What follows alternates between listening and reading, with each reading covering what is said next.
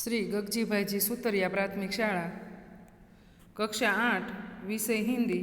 विद्यार्थी मित्र, आज हम द्वितीय सत्र में कविता मत बांटो इंसान को अभ्यास करेंगे। इकाई 3 मत बांटो इंसान को।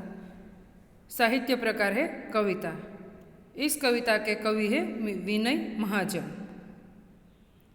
तो पहले हम इस काव्य का गान करेंगे।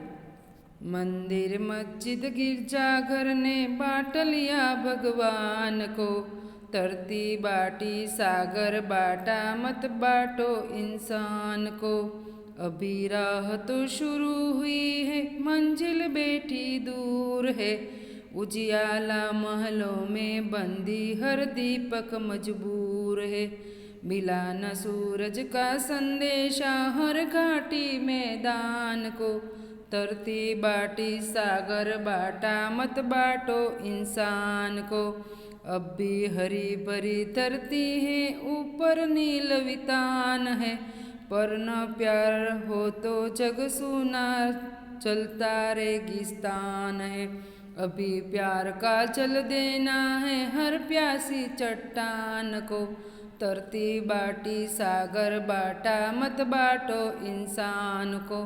साथ उठे सब तो पहरा हो सूरज का हर द्वार पर, हर उदास आंगन का हक हो खिलती हुई बहार पर। रोंद न पाए फिर कोई मौसम की मुस्कान को, धरती बाटी सागर बाटा मत बांटो इंसान को। मंदिर मस्जिद गिरजाघर ने बांट लिया भगवान को, धरती बाटी सागर बाटा मत बांटो इंसान को। विद्यार्थी मित्रों, आपको भी एक बार ये कविता गाना है। पहले हम कविता का सरल अर्थ करने से पहले हम शब्दार्थ देखेंगे।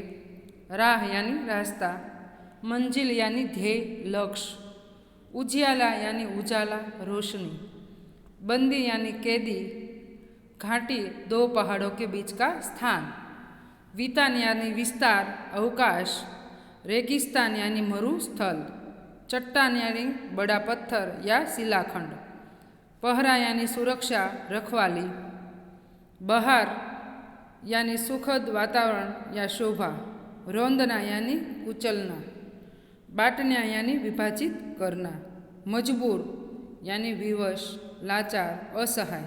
विद्यार्थी मित्रों, आपको एक बार ये शब्दार्थ अपनी बुक में लिखकर आपको उसे पढ़ना है। अब हम कविता के सरल अर्थ को समझेंगे और वो हमें क्या सीख देता है ये भी हमको सीखना है। तो आपको भी मेरे साथ ये पंक्ति गाना है। मंदिर मस्जिद गिरजाघर ने बांट लिया भगवान को, धरती बाटी सागर बाटा मत बांटो इंसान को। विद्यार्थी मित्रों, कवि यहाँ क्या कहना चाहते हैं कि मनुष्य ने हमने ही मनुष्य यानी कि हमने ही मंदिर मस्जिद और गिरजाघर बनाकर भगवान को बांट लिया है। उसने धरती और सागर को भी बांट दिया है, लेकिन अब वह इंसान को न बाटे। तो કે માનવે ધર્મના નામે મંદિર મસ્જિદ અને દેવળ બનાવીને ભગવાનને વેચી દીધા છે। તેણે ધરતી અને સાગરને પણ વેચી લીધા છે, પણ હવે તે માણસને ન વેચે।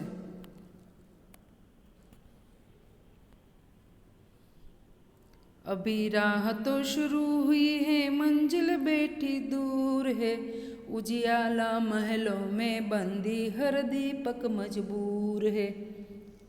इस काव्य में, इस पंक्ति में कवि क्या कहना चाहते हैं? अभी तो रास्ता शुरू ही हुआ है, मंजिल तो बहुत दूर है, उजियाला तो बड़े बड़े महलों में बंदी है और प्रत्येक दीपक मजबूर है। तो कवि શું કહે છે કે હજી તો રસ્તો શરૂ થયો છે, પ્રગતિના પંથે જવાનો, મંજિલ તો બહુ જ દૂર છે, પ્રકાશ તો મોટા મહેલોમાં કેદ છે, જ્યારે દીપક તો મજબૂર થયેલો છે।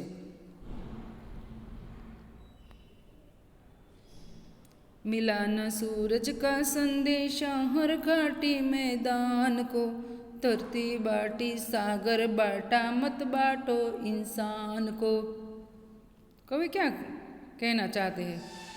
अभी तक घाटी और मैदानों को ज्ञान रूपी सूरज का संदेशा मिला ही नहीं है। हजी सुधी सूरजनो संदेशो खीण अने मैदानों में पहोंच्यो ज नथी।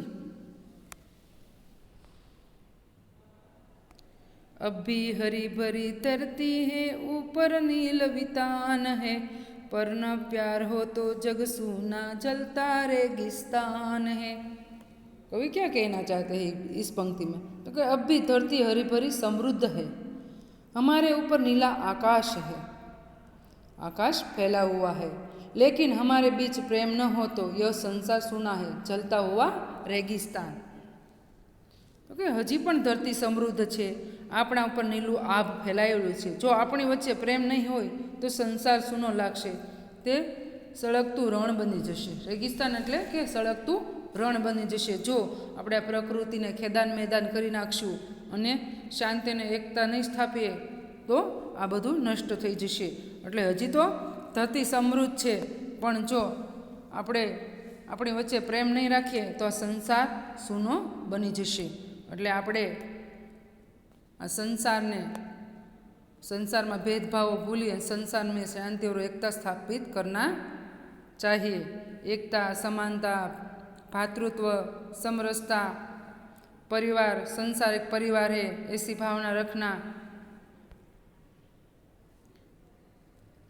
आप देख सकते हैं इस चित्र में ऊपर नीला आकाश है और पर न प्यार हो तो जग सूना जलता रेगिस्तान है।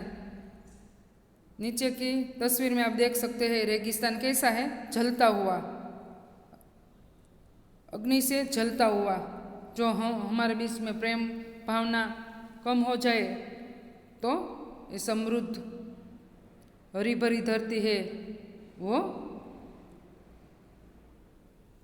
प्यासी हो जाएगी और संसार सूना हो जाएगा और जलता हुआ रेगिस्तान रण है वो जलता हुआ रेगिस्तान बन जाएगा।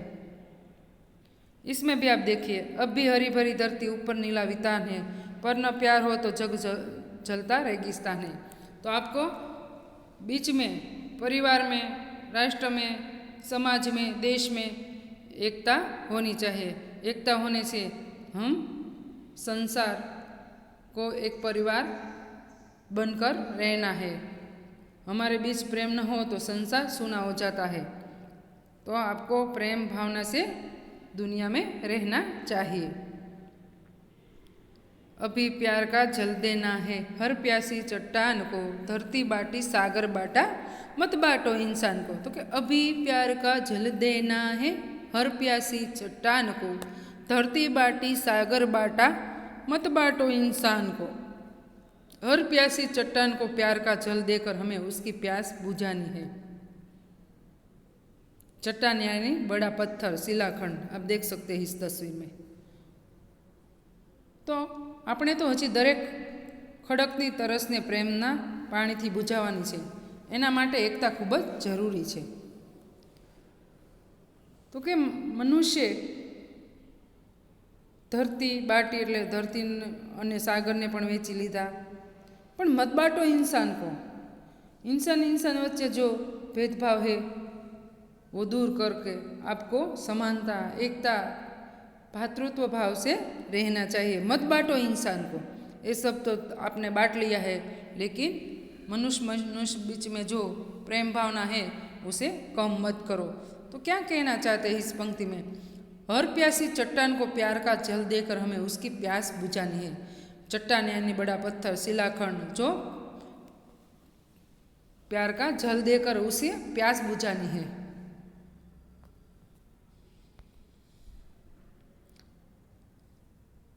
साथ उठे सब तो पहरा हो सूरज का, हर द्वार पर हर उदास आंगन का हक हो खिलती हुई बहार पर।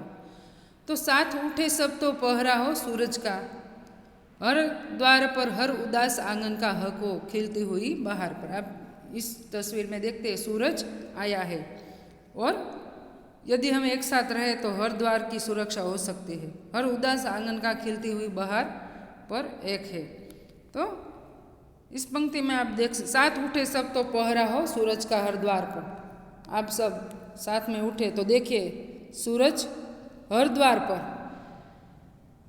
आकर वो ऐसा नहीं चाहता कि मैं आज इसके घर जाऊँ उसके घर मत जाऊँ, वो सभी के घर जाता है। वो हमें क्या सिखाता है? मिलजुल कर रहना, एकता से रहना, समानता से रहना और नियमित बनना। वो नियमित हमारे द्वार पर आता है और प्रकाश फैलाता है। यदि हम एक साथ रहे तो हर द्वार की सुरक्षा हो सकती है। सूरज सुबह हर द्वार पर आकर पहरा लगाता है, ऐसे ही जो हम एक साथ रहते हैं तो हर द्वार की सुरक्षा, हर परिवार की, हर घर की सुरक्षा होती है। हर उदास आंगन का खिलती हुई बहार पर हक है। तो क्या हर उदास आंगन का खिलती हुई बहार पर हक है? उदास आंगन है उसे भी प्रेम की ज़रूरत है, उसे भी खिलती हुई बहार जैसा आनंद लेने के हक है। तो क्या क्यों हम ऐसा न करें सूरज की तरह, वो उठकर सुबह अपने नियमित समय के साथ आकर द्वार पर खड़े। ऐसे ही हम हमारी सुरक्षा रखें तो हम आनंद से और हमारे परिवार को खुशी से भर सकते हैं। આપણે ભેગા મળીને રહીશું તો દરેક ઘરની સુરક્ષા થઈ શકશે। વસંત ઉપર તો દરેક ઘરના લોકોનો હક છે। વસંત એટલે બહાર, ઋતુની વાત કરી છે કે દરેક ઘરના લોકોનો હક છે આનંદ લેવાનો। તો શા માટે આપણે ભેગા મળીને ઘરની સુરક્ષા ન કરી શકીએ? અત્યારે ભાતૃત્વ ભાવના પણ ઓછી થઈ રહી છે। ભાઈ ભાઈ વચ્ચે પણ પ્રેમ ભાવના નથી। સામાન્ય બાબતમાં પણ ભાઈ થોડુંક છોડી શકતો નથી। અત્યારે પૈસા પાછળ માણસ પાગલ બન્યો છે। એના કારણે પરિવાર વચ્ચેની ભાવના, એકતા, સમાનતા, ભાતૃત્વ, સમરસતા બધું તૂટી ગયું છે। તો વિદ્યાર્થી મિત્રો, આ કવિતાઓમાંથી આપણે એટલી જ શીખ લેવાની છે કે આપણે मिलजुल कर रहना चाहिए, शांति और एकता स्थापित करना चाहिए। हम आपस में झगड़ा छोड़कर प्रेम का विस्तार करें, ये सीख हमें कवि दे रहे हैं। रोंद न पाए फिर कोई मौसम की मुस्कान को, धरती बाटी सागर बाटा मत बाटो इंसान को।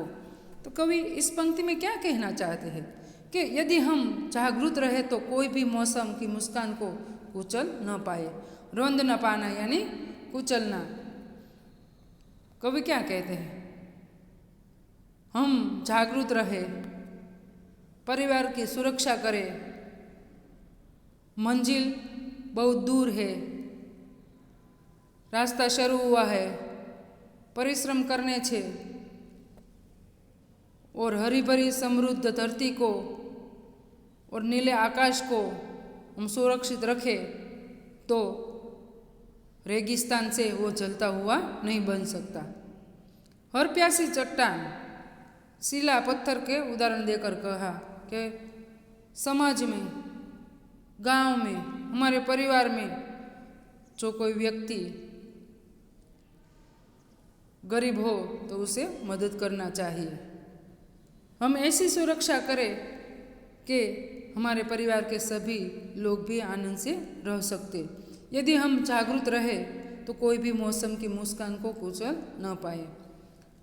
कवि क्या कहना चाहते हैं कि जो हम शांति से रहे, भेदभाव भूल जाए, एकता रखे तो हर मुस्कान, हर मौसम की मुस्कान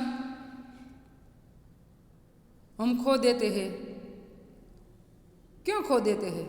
कि हमारे बीच में एकता नहीं है, भातृत्व भावना नहीं है, एकता नहीं है, मिलजुल कर रहने की भावना नहीं है। इसीलिए हर मौसम की मुस्कान को हम रौन देते हैं यानी कुचल देते हैं।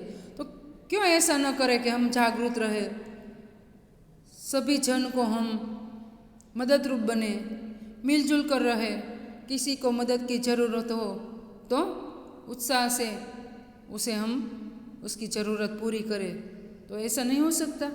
तो हमें झगड़ा छोड़कर प्रेम का आनंद लेना चाहिए। જો આપણે જાગૃત રહીશું તો કોઈ પણ આપણને કચડી નહીં શકે।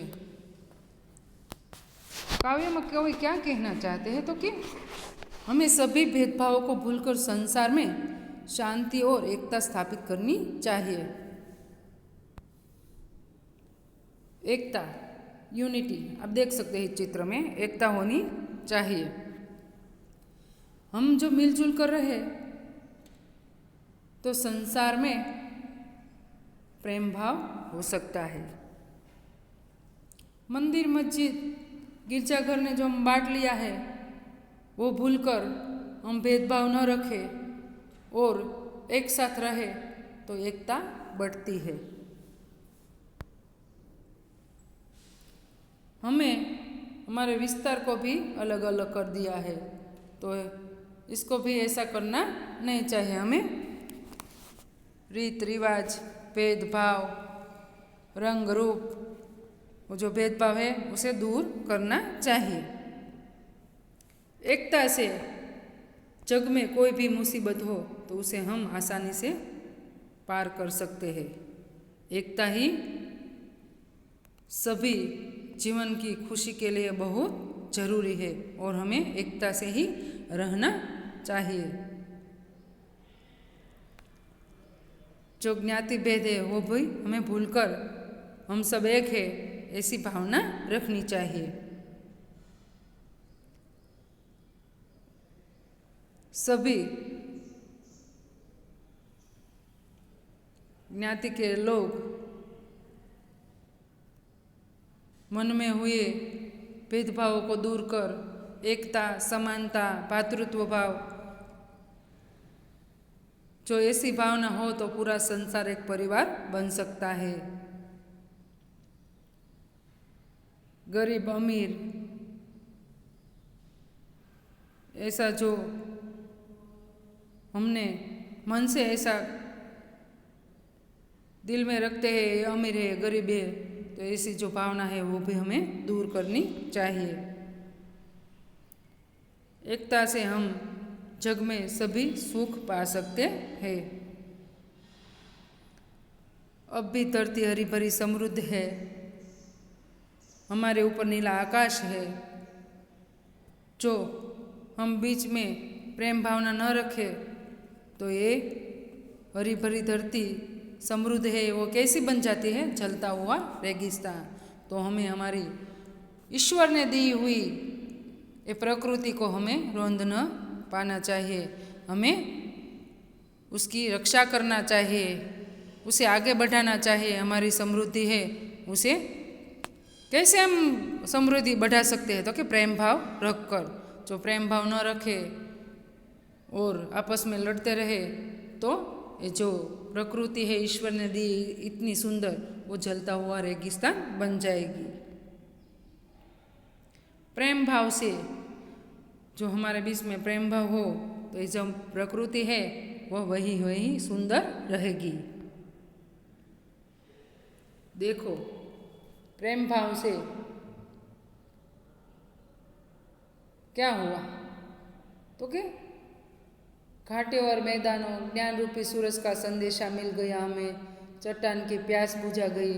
तो जीवन में हमें मनुष्य को किसी भी भेदभाव में नहीं पड़ना चाहिए।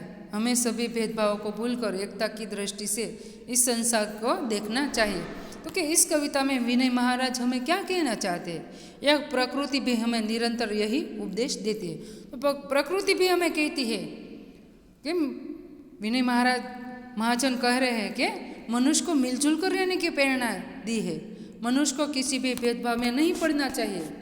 हमें सभी भेदभावों को भूलकर एकता की दृष्टि से इस संसार को देखना चाहिए। यह प्रकृति भी हमें निरंतर हमेशा वही कह रही है, वही उपदेश दे रही है कि आप सब मिलजुल कर रहो।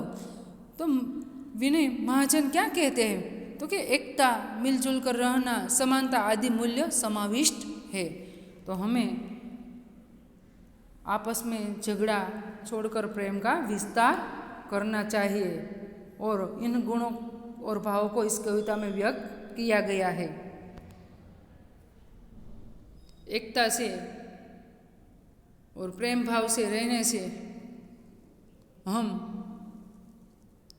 एकता बढ़ा सकते हैं, मिलजुल कर रहने की भावना उठती है हमारे दिल में और समानता का मूल्य हमें समझ आ जाता है। आप इस तस्वीर में देख सकते हैं एकता ही एकता। तो आप देख सकते हैं कि हमारे इस कविता के कवि विनय महाजन इस कविता में क्या कहना चाहते हैं, तो कि हमें मिलजुल कर रहने की प्रेरणा दे गए हैं और किसी की भेदभाव नहीं रखना, मनुष्य के बीच में भेदभाव की भावना न रखनी चाहिए और हमें एकता मिलजुल कर रहना आदि मूल्यों हमें मूल्य समाविष्ट किया गया है। और हमें इस कविता में क्या सीख मिलती है, क्योंकि हमें मनुष्य के किसी भी भेदभाव से नहीं देखना चाहिए और मिलजुल कर रहना चाहिए, एकता से रहना चाहिए और समानता से रहना चाहिए। मैं आपको होमवर्क देती हूँ विद्यार्थी मित्रों, इस काव्य को आरोह अवरोह के साथ गाइए तथा समूह गान कीजिए। इस काव्य को आपको एक बार गाना है। समूह गान में आपको मम्मी पापा और अपनी छोटी और बड़ी बहन को भी साथ में लेकर इसका समूह गान करो और एक बार उसे गाकर मम्मी और पापा को सुनाओ।